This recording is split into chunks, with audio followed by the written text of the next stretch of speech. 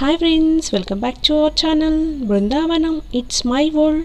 నేను మీ స్వప్నాని. ఈరోజు మన రెసిపీ వచ్చేసి బాదం పూరి. ఆలస్యం చేయకుండా ప్రాసెస్ చూసిద్దామా. ఒక 10 బాదం పప్పులని గోరువెచ్చని వాటర్లో 1 అవర్ నానబెట్టుకున్నాను.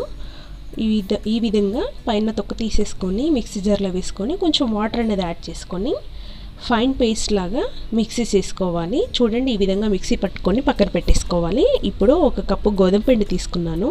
దాంట్లోకి చిటికెడు సాల్ట్, చిటికెడు వంట సోడా యాడ్ చేసుకొని అంతా ఒకసారి బాగా కలిపేసుకోవాలి. ఇప్పుడు దీంట్లోకి మనం ముందుగానే రెడీ చేసుకున్న బాదం పేస్ట్ ఏదైతే ఉందో దాన్ని వేసుకొని కొంచెం వెన్న కానీ నెయ్యి కానీ లేదా ఆయిల్ అయినా పర్లేదు, ఒక 1/2 టీ స్పూన్ వేసుకొని అంత బాగా కలిసేలాగా ఈ విధంగా కలుపుకోవాలి. చూడండి, ఇప్పుడు దీంట్లోకి కొంచెం పాలు కానీ లేదా వాటర్ కానీ యాడ్ చేసుకొని చపాతీ పిండిలాగా గట్టిగా కలుపుకోవాలి. ఈ విధంగా కలుపుకున్నాం కదా, దీన్ని ఒక 10 మినిట్స్ పక్కన పెట్టేసుకొని దీనికి రెస్ట్ ఇద్దాం. ఈలోగా మనము షుగర్ సిరప్ని రెడీ చేసుకుందాం. దానికోసం నేను స్టవ్ పైన ఒక పాన్ పెట్టేసుకొని 1 కప్పు షుగర్ తీసుకున్నాను, 1 కప్పు వాటర్ తీసుకున్నాను, ఒక 1/2 టీ స్పూన్ ఇలాచీ పౌడర్ వేసుకున్నాను. మనకి సిరప్ అనేది తీగ పాకం రావాలి. చూడండి, మనకి ఈ విధంగా తీగ పాకం వస్తే సరిపోతుంది.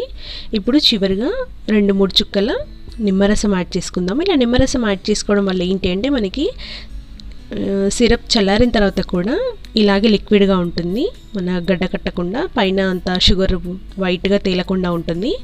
ఇప్పుడు అది పక్కన పెట్టేసుకొని మనం ముందుగానే ప్రిపేర్ చేసుకున్న పిండి ఏదైతే ఉందో దీన్ని చిన్న చిన్న బాల్స్ లాగా ఈ విధంగా రెడీ చేసుకోవాలి. ఇప్పుడు దీన్ని పూరిలాగా ప్రెస్ చేసుకోవాలి.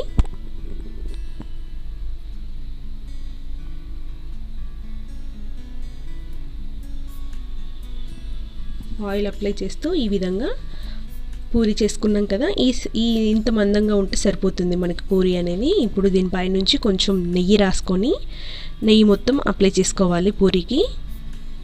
ఇప్పుడు దీన్ని మనము ట్రయాంగిల్ షేప్లో మలుచుకోవాలి. పైనుంచి కూడా కొంచెం నెయ్యి రాసుకోవాలి.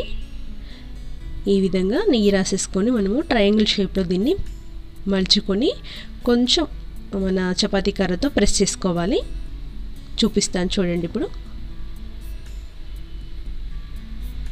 ఈ విధంగా ప్రెస్ చేసుకున్నాం కదా, ఇప్పుడు ఇది మనకి అంచులు అనేవి ఆయిల్లో వేస్తే విడిపోయే ఛాన్స్ ఉంటుంది కదా, అవి విడిపోకుండా ఉండడం కోసం నేను ఒక లవంగం తీసుకొని ఈ విధంగా పూరికి ప్రెస్ చేస్తున్నాను.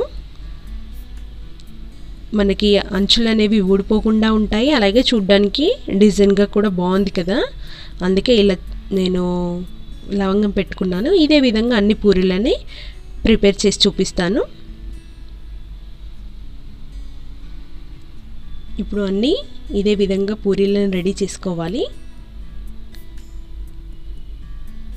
అన్నీ రెడీ అయిపోయాయి కదా, వీటిని పక్కన పెట్టేసుకొని డీప్ ఫ్రైకి సరిపడా ఆయిల్ వేసుకొని ఆయిల్ హీట్ అయ్యాక మీడియం ఫ్లేమ్లో పెట్టి చక్కగా ఇది మంచి గోల్డెన్ బ్రౌన్ కలర్ వచ్చేంత వరకు ఫ్రై చేసుకోవాలి. సిరప్ అనేది కాస్త గోరువెచ్చగా ఉండేలాగా చూసుకొని దాంట్లోకి మనం ఫ్రై చేసుకున్న పూరీలని ఒక్కొక్కటిగా వేసేసుకోవాలి.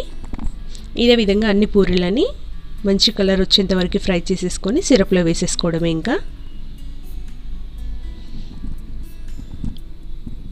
ఇలా సిరప్లో మన పూరీలని ఒక 1 అవర్ ఉంచితే సరిపోతుందండి. ఈ 1 అవర్లో మనకి పూరీలు అనేవి సిరప్ని చక్కగా పీల్చేసుకుంటాయి. చూడండి, మెత్తగా అయిపోయాయి కదా.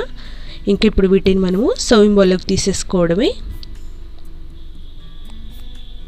ఈ విధంగా అన్నీ సర్వింగ్ బౌల్లోకి తీసేసుకొని పైనుంచి కొంచెం సిరప్ వేసుకొని బాదం తురుముతో గార్నిష్ చేసుకొని సర్వ్ చేసేసుకుంటే ఎంతో యమ్మీ అండ్ టేస్టీ బాదం పూరీలు రెడీ అయిపోయి ఫ్రెండ్స్. చూడండి, మీకు ఒకసారి చూపిస్తాను నేను సిరప్ ఎలా పీల్చుకుంది అనేది.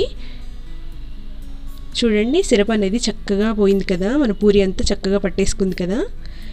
అంతే, ఇంకా ఎంతో టేస్టీ అండ్ యమ్మీ బాదం పూరి రెడీ అయిందండి. ఇలా చేసి పిల్లలకి ఇస్తే మాత్రం చాలా ఇష్టంగా తింటారు. పిల్లలే కాదు, పెద్దలు కూడా చాలా ఇష్టంగా తింటారు. మీకు నచ్చినట్లయితే మీరు ట్రై చేయండి. నా వీడియో కనుక మీకు నచ్చినట్లయితే ఒక లైక్ కొట్టండి, మీ ఫ్రెండ్స్కి షేర్ చేయండి. అలాగే ఎవరైతే నా వీడియో ఫస్ట్ టైం చూస్తున్నారో నా ఛానల్ సబ్స్క్రైబ్ చేసుకొని పక్కనే ఉన్న బెల్ ఐకాన్ని యాక్టివేట్ చేసుకోండి. Thank you for watching.